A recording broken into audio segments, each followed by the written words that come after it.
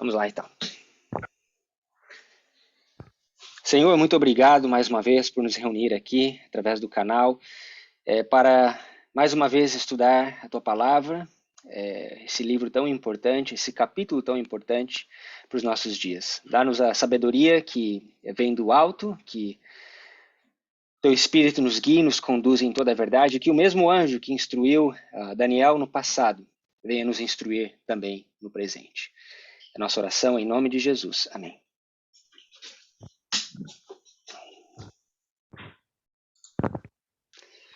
Certo, deixa eu... Ok. Muito bem. Bom, vamos fazer uma recapitulação, então. Os últimos dois estudos, nós tratamos do verso 6, na verdade, do verso 5 até o verso 9, Daniel capítulo 11, tá? Claro, vocês podem ir lá ver os vídeos depois para pegar os detalhes, mas eu vou dar uma visão geral, tá? Para a gente não perder muito tempo aqui, já que a gente passou 2 semanas só focado nesses textos. Nós vamos dar uma visão geral. Provavelmente aqueles que não viram vão ter perguntas. Podem fazer as perguntas se forem perguntas pontuais, mas para dúvidas mais assim particulares, né, com mais detalhes, você vai lá, pode me escrever no particular ou então ir lá e assistir os outros vídeos e se as dúvidas permanecerem, vocês podem entrar em contato, a gente vai estar aqui à disposição, tá bom? Bom, o resumo, ele basicamente está desenhado nessas duas linhas, tá? Essas duas linhas. Então, para nós entendermos do verso 5 ao verso 9, obviamente aqui o verso 4, né, que é o contexto do capítulo, nós temos a divisão do Império Grego entre esses 4 diáconos, ou generais, de Alexandre o Grande. Tá? E nós estudamos especificamente sobre eles, né? Seleuco, Ptolomeu, Cassandro, Lisímaco, eram esses 4. E nós vimos que Ptolomeu se tornou forte no sul, ele controlava a região do Egito, e que Seleuco acabou se tornando forte no norte, ao dominar Cassandro e Lisímaco, o território geográfico desses 2 diáconos. E ele acaba, então, Seleuco, dominando 3 regiões geográficas daquele império fragmentado da Grécia. E aí nós vimos na Bíblia que existe uma regra que nós vemos várias vezes, onde que quando um poder conquista 3 regiões geográficas, ele se torna o rei do norte. Tá? E foi isso, e assim que Seleuco se torna o rei do norte. No ano 281, como está na linha de cima, Seleuco, ele biblicamente, profeticamente, ele se torna o rei do norte, porque ele conquista essas 3 regiões. Tá? E a Bíblia diz que ele se torna mais poderoso do que o próprio rei do sul, que nesse caso era Ptolomeu. Então, a partir do verso 5, já não são mais 4 as divisões do Império Macedônico, mas são 2, é o norte e o sul, o norte e o sul. E até o final dessa luta, até a vinda dos romanos, vai ser essa luta entre o norte e o sul. Tá bom? E aí o que nós fizemos? Nós vimos que existe um paralelo muito interessante com esse rei do norte, quando ele conquista essas 3 regiões geográficas, com a história do rei do norte moderno, né, o papado. Quando ele também se torna o rei do norte, após conquistar 3 regiões, ou 3 chifres, como nós vemos no capítulo 7 de Daniel. Os ostrogodos, os vândalos e os érulos, aquelas tribos arianas que são conquistadas, dominadas, subjugadas, dizimadas. Então, ali, as 7 nações europeias, as restantes, apoiam o papado e colocam o papado na soberania política da época. Isso em 538, uma data muito familiar para todos nós, tá? É o início dos 1260 anos, ou os 3 anos e meio proféticos, os 42 meses todas essas datas referentes a esse período de tempo. Isso nos fez também lhe conectar com o Seleuco, porque o reino de Seleuco, na história dos macedônicos aqui, ele também dura 35 anos. Então nós fizemos uma conexão ali, 35, 3,5 ou 3 anos e meio de domínio papal também. Certo? E aí, esse domínio, ele chega ao fim, na época da Grécia, né, para Seleuco e Antíocos, aqui alguns descendentes, né, passam durante esses 35 anos, no ano 246, que é o fim desse grande poderio que ele tinha de 35 anos. E como é que dá esse fim? Alguém lembra? Alguém poderia nos ajudar? O que marca o fim desse grande poderio? Tá? E o que estava conectado com essa data que nós vimos ali no ano 252?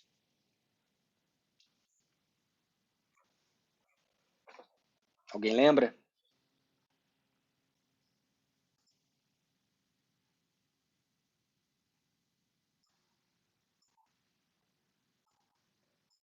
Nós passamos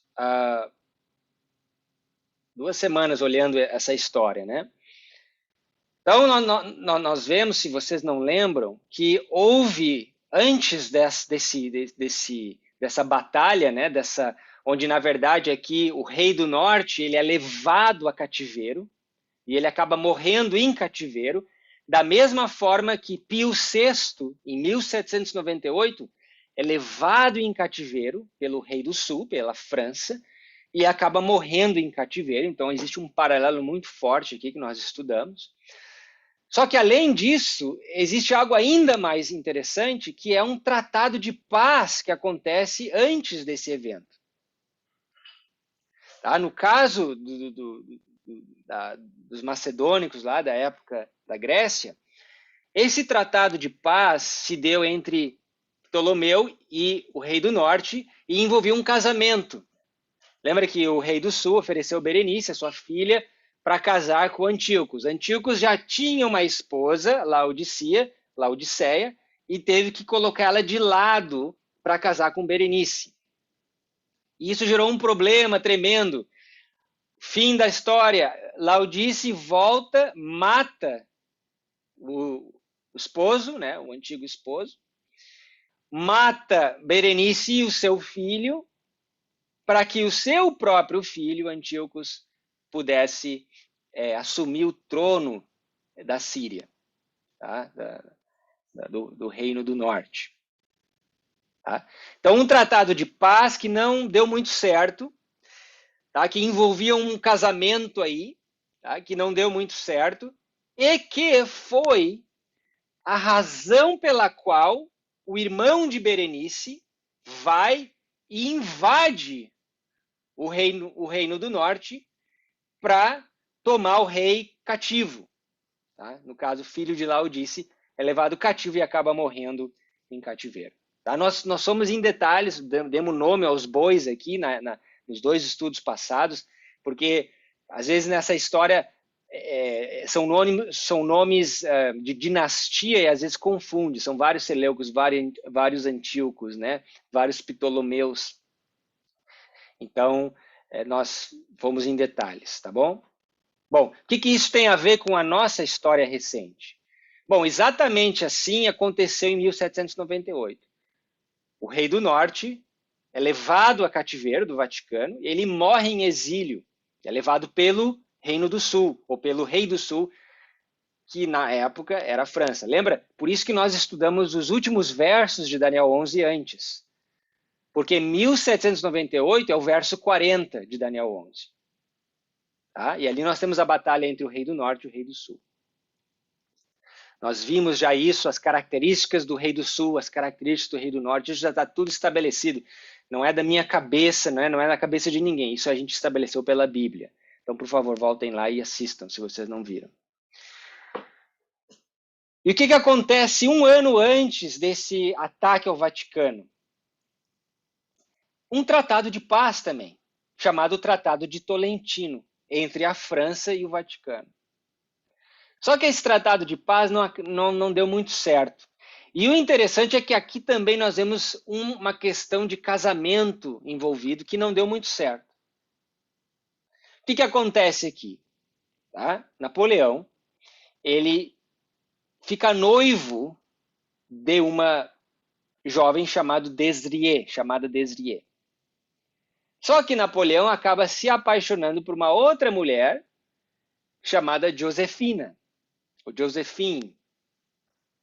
E ele deixa Desrier, tá, para ficar com Josefina.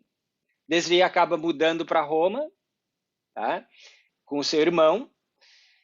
E lá, Napoleão tenta fazer um casamento arranjado para Desrier, para tentar, vamos dizer assim, para tentar, como se diz aí no Brasil? Amenizar a situação. Amenizar, compensar, obrigado. Tentar compensar a perda que ele tinha causado. Tá? Então ele faz esse arranjo com um dos seus generais, um dos seus embaixadores lá, chamado Dufault. Tá? Só que Dufault, antes do casamento, momentos antes, não sei se alguns dias antes, você pode ir no Wikipedia lá e pesquisar, ele acaba sendo assassinado num riot, né? numa passeata, num protesto, tá? Uma revolta popular. Uma revolta popular lá em Roma.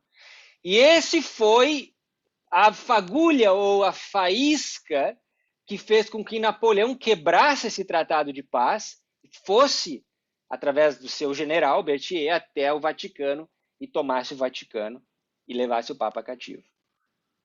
Tá? Então, isso aí nós trabalhamos no passado e vimos quão interessante é essa conexão. Nós vimos também que Ptolomeu, em 246, ele é dado o título de benefactor, ou benfeitor. Por quê?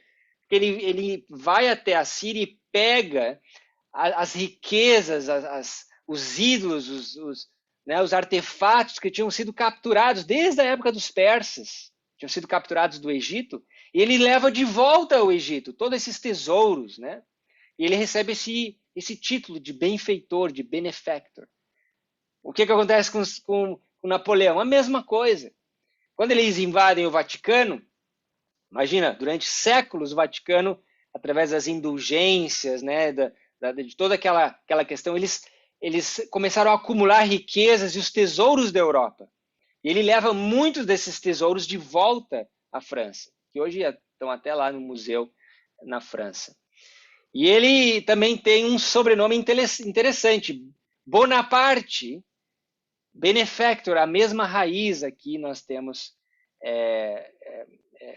né, a raiz dos nomes são muito parecidas, tá? E o significado dos nomes muito parecidos também. Então, vários paralelos que nos fizeram, nos dão, vamos dizer assim, a credencial para fazer esse paralelo, né, entre os diáconos, as guerras dos diáconos e o que aconteceu durante os 1260 anos. Tá? Então foi basicamente isso que nós vimos nas 2 semanas passadas. Se alguém quiser acrescentar alguma coisa que pode ter fugido da minha mente, por favor, acrescentem. Se existe alguma pergunta, algo que não ficou muito claro, por favor, esse é o momento de perguntar.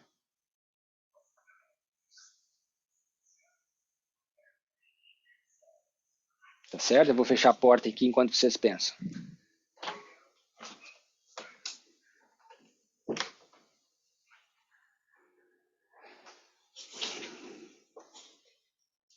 Tá bom? Essa história que eu acabei de contar para vocês não é nenhuma novidade para a Igreja Adventista, porque está nesse livro aqui, ó, Daniel and Revelation, ou Daniel e Apocalipse, de Uriah Smith, tá? Um dos grandes estudiosos, teólogos da Igreja, tá bom?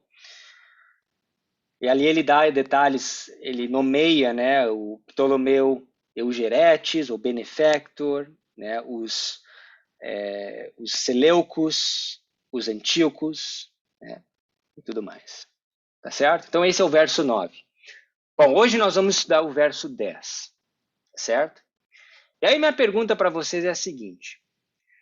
Se nós vimos que Daniel 11, 40 a 45 é a nossa template, né? A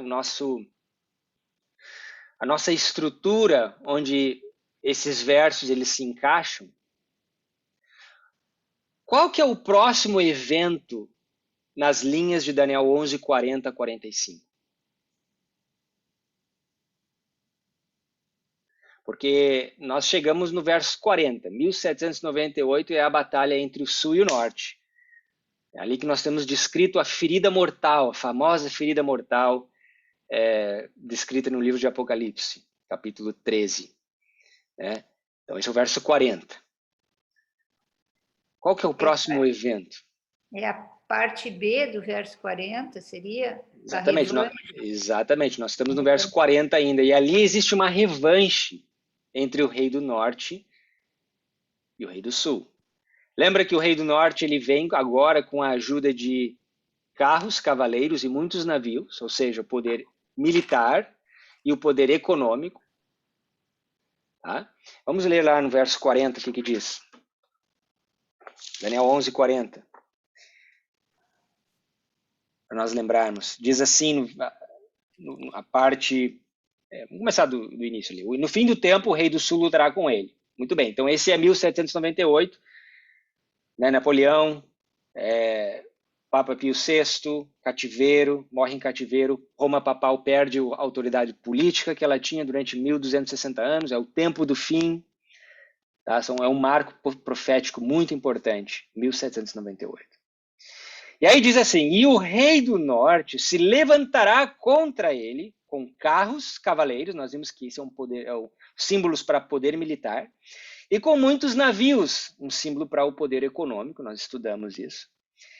E entrará nas suas terras e as inundará e passará.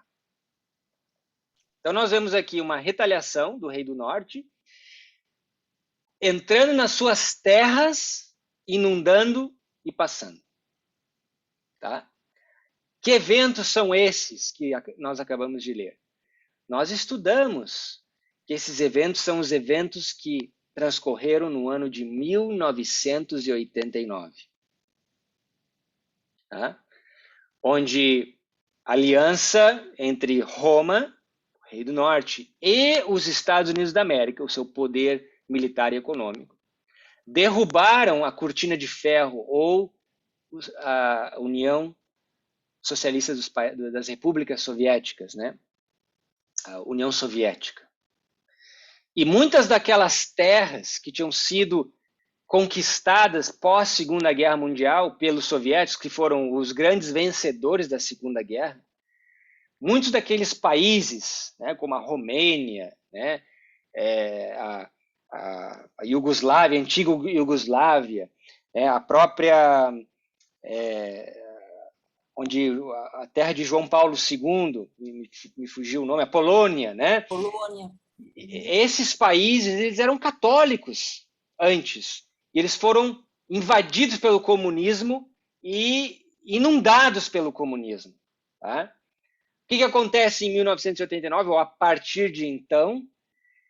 Essas terras elas começam a voltar ao poder e à influência católica ocidental. Tá? Então, são os eventos aqui descritos. Nós sabemos da aliança secreta entre os Estados Unidos e o Vaticano para derrubar o socialismo soviético.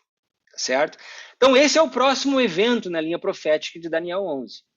Bom, vamos ver agora lá no verso 10 se o próximo verso se encaixa na sucessão de eventos aqui, tá bom? Muito bem. Olhe lá no verso 10 do capítulo 11. A Bíblia diz ali, mas seus filhos intervirão e reunirão uma multidão e grandes forças. E virá apressadamente e inundará e passará adiante e voltando levará a guerra até a sua fortaleza. Eu notei algo interessante aqui, porque aqui nós vemos grandes forças. No verso 40, nós vemos carros, cavaleiros e navios, grandes forças.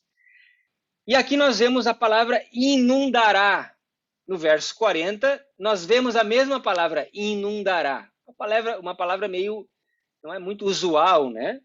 Mas muito interessante, porque faz uma conexão interessante desses dois versos. Certo? Inundará e passará. As duas, né? Veja só, no verso 10 tem inundará e passará. No verso 40, inundará e passará. Então aqui, né, para aqueles que estudam linha sobre linha, verso por verso, não há como nós não observarmos essa conexão. Tá certo? Bom, a pergunta é, será que olhando os eventos na história da Grécia, nós podemos entender, ainda com mais detalhes, aquilo que transcorreu em 1989? Vamos dar uma olhada, então. O que a história nos fala sobre esse evento? Essa retaliação, tá, ela acontece no ano 222 a.C., tá, que é o verso 10. E aqui o Ryan Smith fala um pouquinho sobre essa retaliação. Tá? A primeira parte do verso fala no plural. Tá? Os seus filhos. Tá? Os filhos de Seleuco Calínicos eram Seleucus Seraunos e Antíocos Magnus, 2 filhos. Tá? Seleuco Calínicos é aquele que morreu em exílio. Então, os seus 2 filhos aqui estavam unidos aqui para se vingar do rei do sul. Tá certo? Bom, Seleuco Serianos foi o primeiro, acabou ficando pouco tempo no poder, ele acaba sendo envenenado pelos próprios generais, né? Isso, então, leva, aqui o Ryan Smith diz, o mais capable, aquele que tinha mais condições de governar, Antíocos Magnus, ao trono. Tá? E se proclamou rei. E ele toma posse do exército, né?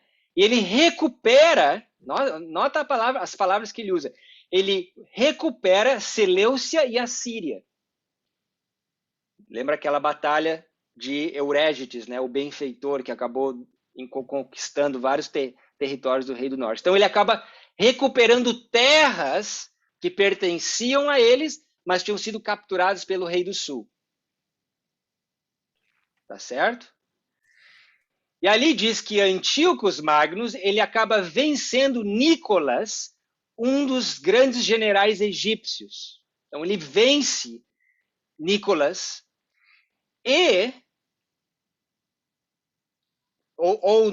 numa batalha que fez com que ele pensasse em até invadir o Egito, o próprio Egito.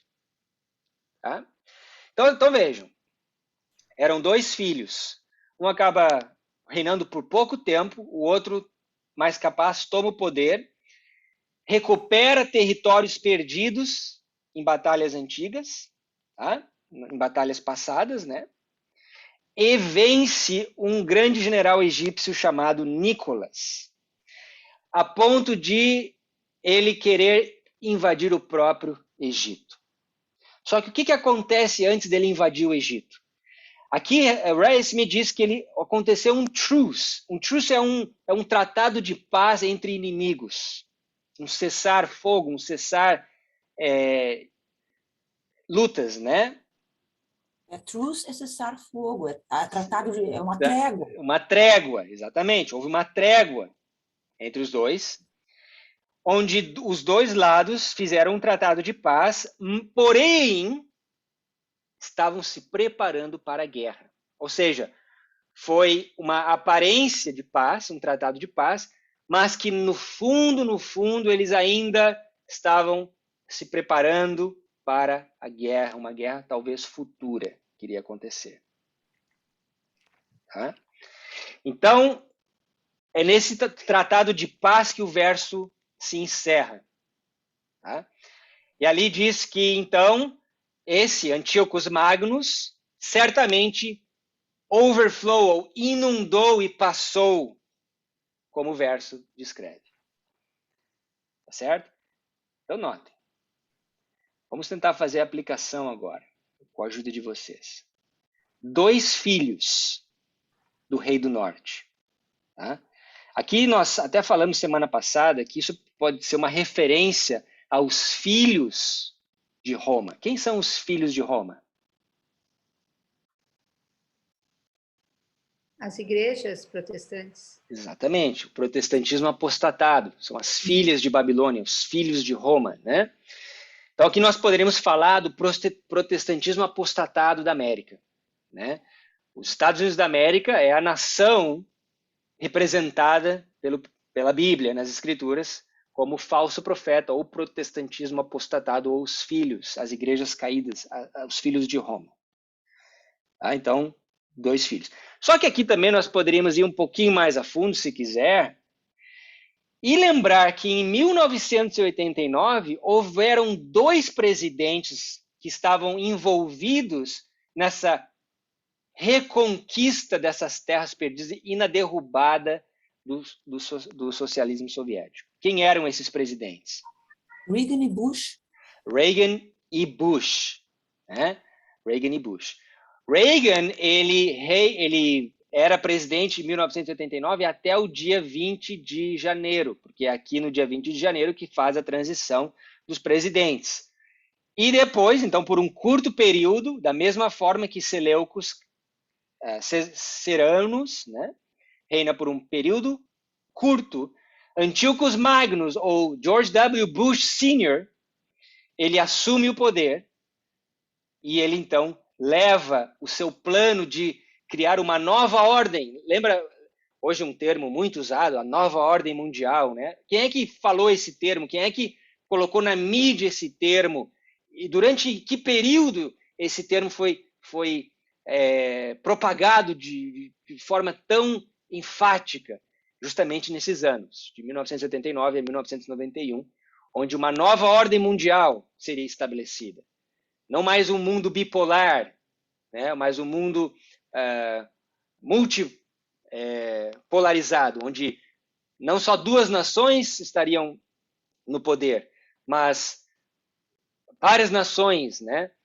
Obviamente, a União Soviética criticando, porque achando que os Estados Unidos agora queria ser unilateral, né? Essa nova ordem mundial seria uma ordem unilateral, onde os Estados Unidos seria, né, o grande ditador, e os Estados Unidos, então, promovendo ou propagando uma outra ideia de que não, que a nova ordem seria uma ordem democrática, né, entre os países aliados. Tá certo?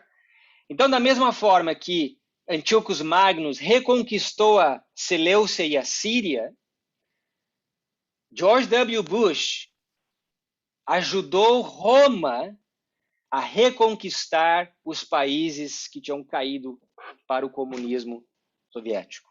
Vários países voltaram a domínio e influência ocidental. Tá certo? E aqui eu queria fazer uma pausa para lembrar aos irmãos algo que talvez foi perdido por muitos ao longo do tempo. Tá? Onde é que está vocês aqui que eu não estou vendo? Ups.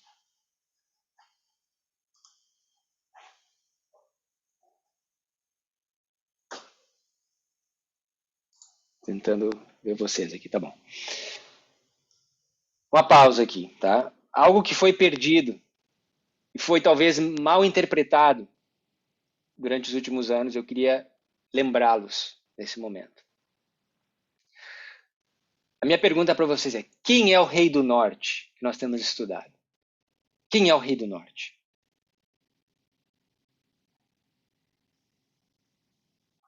A Igreja de Roma. Igreja de Roma. Certo? O rei do norte é o papado. O rei do norte não é os Estados Unidos. E o que aconteceu aqui alguns anos atrás é que começou-se a interpretar como se os Estados Unidos fosse o rei do norte. Certamente os Estados Unidos está envolvido nesse apoio ao rei do norte, da mesma forma que as nações europeias no passado, os 7 chifres de Daniel 7, deram apoio e suporte para o rei do norte. Mas ele em si não é o rei do norte. Isso é muito importante nós lembrarmos. Tá? O rei do norte é Roma. Aqui tem um ponto que eu acho importante salientar. Quando João Paulo II assumiu o poder, ele foi o primeiro papa não italiano depois de, olha, acho desde 1500 e alguma coisa, tá? Então não foi por nada que ele foi escolhido, porque no momento porque ele foi perseguido durante o comunismo ali na Polônia e todos aqueles países que foram dominados pela Rússia. Tá? Ele foi escolhido a dedo justamente para provar a força do catolicismo que ficou abafada durante muitos anos. Perfeito. Então, a escolha dele como Papa não foi somente uma escolha religiosa, justamente pelo fato dele ter sido perseguido, mas justamente também uma escolha política, geopolítica, na verdade. Perfeito. Né? Perfeito. Porque eles conseguiram ressuscitar o catolicismo em toda aquela área que foi dominada pela Rússia, Perfeito. um catolicismo que até então ficou em estado inerte e dormindo. Exato. Tá? Então, o fato de terem escolhido um líder mundial daquela área foi uma escolha política também, sim. Perfeito. Perfeito. Perfeito. Exatamente. De um país, como já falou, né, um país invadido pelo comunismo, a influência comunista, onde o catolicismo era como uma demonstração para o mundo que o catolicismo ainda estava vivo naquelas terras, né? E realmente foram. E hoje você vai lá nesses países, você vai ver quem que reina lá. Roma novamente, né? Bom, no final do verso nos fala sobre esse tratado de paz, né?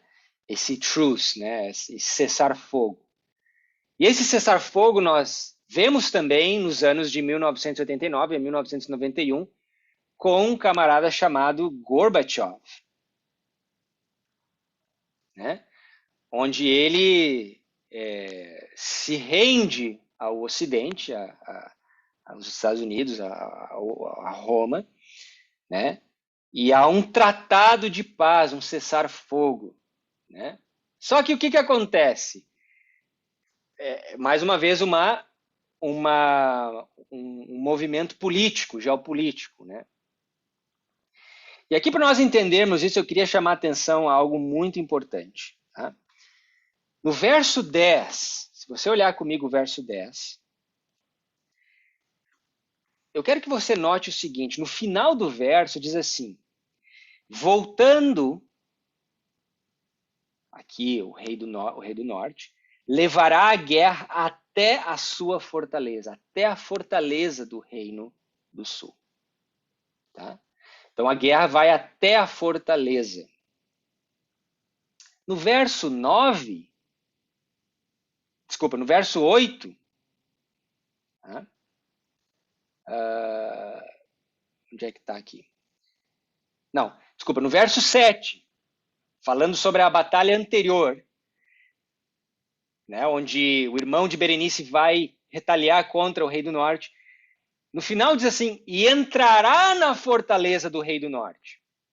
Então aqui é uma diferença, a palavra fortaleza, anotem. E no verso 7 ele entra na fortaleza. Ele entra, ele leva o rei do norte em cativeiro.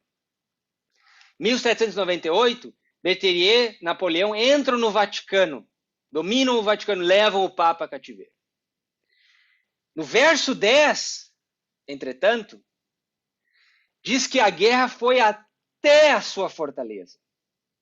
E de fato, Antíoco Magnus, ele não entrou no Egito. Lembra que nós lemos? Ele pensou em entrar no Egito, mas ele não entrou no Egito por causa desse tratado de paz.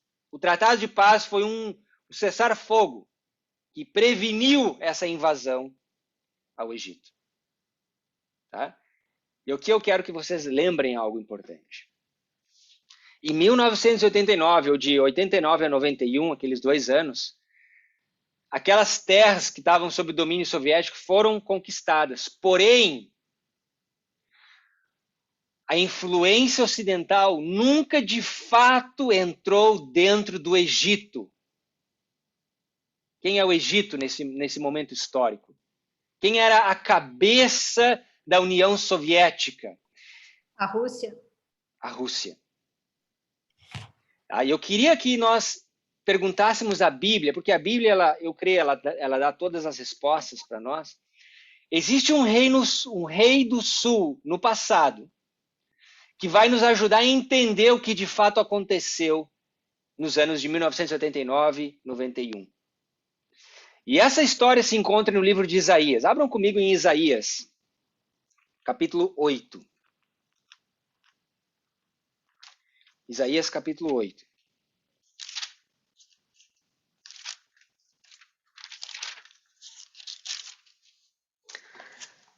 Aqui nós temos a história de um outro rei do sul, que lembrem aqui, Israel estava separado, as tribos do norte, as tribos do sul. Judá, Benjamim, no sul, as 10 tribos do norte. Notem o que a Bíblia fala aqui sobre esse episódio. No verso 7, Isaías capítulo 8, verso 7. Portanto, eis que o Senhor fará subir sobre eles, sobre Judá, as águas do rio fortes e impetuosas, isto é, o rei da Síria. O rei da Síria é o rei do norte. Com toda a sua glória, e subirá sobre todos os seus leitos e transbordará por todas as suas ribanceiras. Notem a linguagem que nós lemos lá no capítulo 11 de Daniel. Verso 8, e passará a Judá, inundando-o, e irá passando por ele e chegará até o pescoço, e a extensão de suas asas encherá a largura de sua terra, ó Emanuel. Inundará, passará, transbordará, a mesma linguagem, vocês percebem? O rei do sul também, o reino do sul de Judá, é invadido pelo rei do norte, aqui no caso a Síria, e aqui nós temos a mesma simbologia. E aqui diz que a enchente inundou e passou e chegou até o pescoço. O que isso quer dizer? Se nós formos um capítulo antes, a Bíblia nos dá a resposta. O que isso quer dizer? Capítulo 7. Notem aqui no verso 8. Isaías 7, verso 8. Porém, a cabeça da Síria será Damasco, e a cabeça de Damasco, Rezim. E dentro de 65 anos, Efraim será quebrado e deixará de ser povo. Entretanto, a cabeça de Efraim será Samaria, e a cabeça de Samaria, o filho de Remalias. E se não credes, certamente não haveis de permanecer. Por 2 vezes a Bíblia repete algo importante. Se ela repete, é porque ela quer enfatizar algo importante.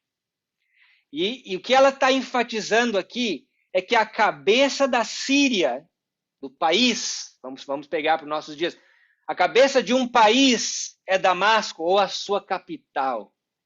A cabeça do Brasil é Brasília. A cabeça dos Estados Unidos é Washington, D.C. Tá certo?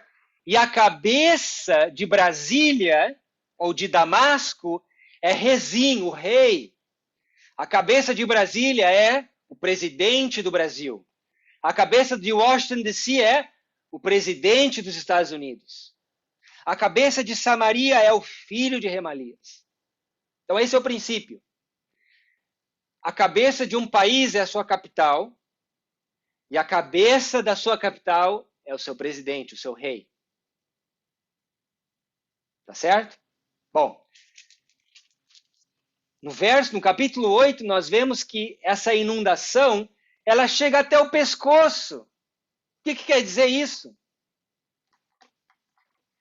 Que ela nunca chega no centro, né, no headquarters, no seu líder, na sua capital, no seu presidente. Ela chega até o pescoço, ela inunda, ela invade. Agora, voltando para os anos de 1989 e 91, quem era a cabeça, quem era o pilar central da União Soviética? A Rússia. Ou seja, esse domínio, essa influência que nós vemos na Polônia, na Romênia, sendo reconquistado para Roma, ela nunca acontece na Rússia. De fato. E a Rússia, sendo a cabeça da União Soviética, ela permanece. Ela não é conquistada e dominada. É isso que esses versos estão adicionando, estão dando mais luz ao verso 40 de Daniel 11. Porque no verso 40, voltem comigo em Daniel 11. No verso 40, o verso 40 acaba dizendo que essa retaliação com cavaleiros, com cavalos e navios, entra nas suas terras, no plural, união das repúblicas, né, dos países soviéticos, inunda essas terras com a influência romana novamente e passa. Ou seja, o comunismo, o socialismo passa, acaba nessas regiões. Ali que acaba. E aí o verso 41 é o rei do norte entrando na terra gloriosa. Nós sabemos que isso significa, já estudamos sobre isso. Então o verso 10 está nos dando uma informação adicional de que de fato houve essa inundação, passou, inundou, só que a cabeça nunca foi conquistada, chegou até o pescoço. Ou seja, a Rússia ainda está viva no cenário geopolítico da Terra e profético da Terra. E se você acha que a Rússia não é um elemento da Bíblia, na profecia, volta no capítulo 7 de Daniel e estuda as nações bárbaras, estuda as trombetas em Apocalipse capítulo 8 e vê a origem dessas trombetas, se elas não estão ligadas com a Rússia também. A Rússia ela é parte dessas trombetas que trazem juízo a Roma, ela é parte dessa influência que nós vemos no livro de Apocalipse, especificamente no capítulo 8. Então, o que eu queria deixar para vocês hoje é que o verso 10 nos fala de algo muito interessante. Sim, em 1979 a 91 houve essa conquista ou reconquista pelo Rei do Norte de terras que um dia pertenciam a eles, assim como nós vimos na época dos gregos. Porém, a cabeça, o Egito não foi dominado. Antes do Egito ser dominado, houve um tratado de paz que preveniu ou que fez com que Roma não avançasse, que o rei do norte, Antíoco Magnus, não avançasse até o Egito e dominasse Ptolomeu e conquistasse de uma vez por todas o Egito. Isso se dá na figura de Gorbachev e o tratado de paz que ocorreu quando a cortina de ferro e os embargos econômicos e as restrições e tudo que aconteceu naquela época. Porém, hoje, vários anos se passaram e nós vemos que a Rússia ainda está muito bem, obrigado, no cenário geopolítico da Terra. Cada vez com mais força, com mais vigor. E nós vamos ver nos versos seguintes que ela ainda precisa desempenhar um papel importante antes do verso 41. Porque o verso 41 diz Roma entrando na terra gloriosa, certo? Esse verso, fazendo paralelo, no início do capítulo, ele acontece no verso 16. Notem, verso 16, Daniel 11, 16. No final do verso diz, e entrará na terra gloriosa, e por sua mão haverá destruição. Vocês notaram? No verso 16, o rei do norte entra na terra gloriosa, Palestina. No verso 41, o rei do norte entra na terra gloriosa, os Estados Unidos da América. Só que do verso 40 ao 41, não existe nada entre esses versos. Só que do verso 9 até o verso 16, existe, ou do verso 10, vamos dizer assim, até o verso 16, existe 1, 2, 3, 4, 5, 6 versos ali. Ou seja, o início do capítulo 11, em 6 versos, 5, 6 versos, vai nos dar mais informação que precisará transcorrer antes do verso 41, o evento que todos nós sabemos, o decreto dominical, né? a lei dominical nos Estados Unidos da América sendo passada. Nós temos 5 a 6 versos aqui dando-nos informação a respeito de eventos proféticos que transcorrerão antes dessa lei dominical acontecer. E parte desses eventos tem a ver com o fato de que a Rússia ainda está bem obrigada, ainda está viva. Por quê? Em 1989 e 91, a inundação foi até o pescoço.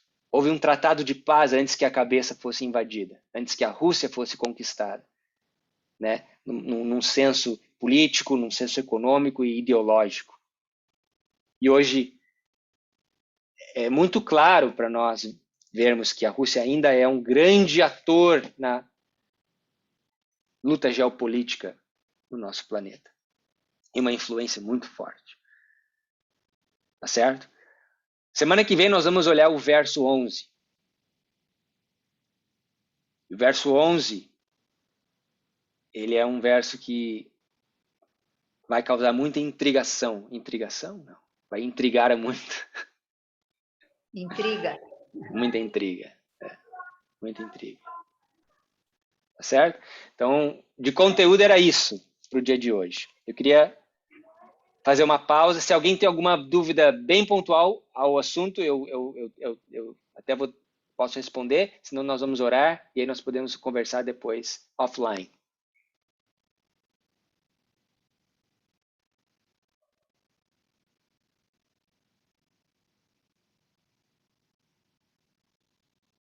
Tá certo, vamos orar então.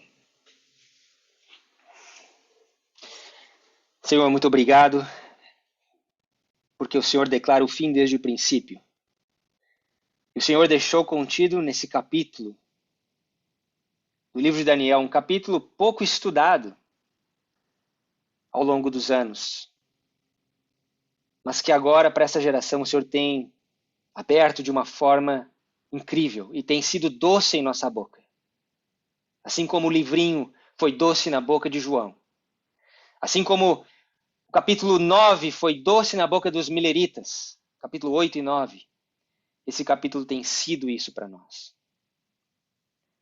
Ajuda-nos e guia-nos para que possamos adquirir o entendimento correto e colocar a nossa vida em ordem, para que possamos estar entre aqueles que levantem a bandeira ensanguentada do príncipe Emanuel e se ponham no lado da verdade.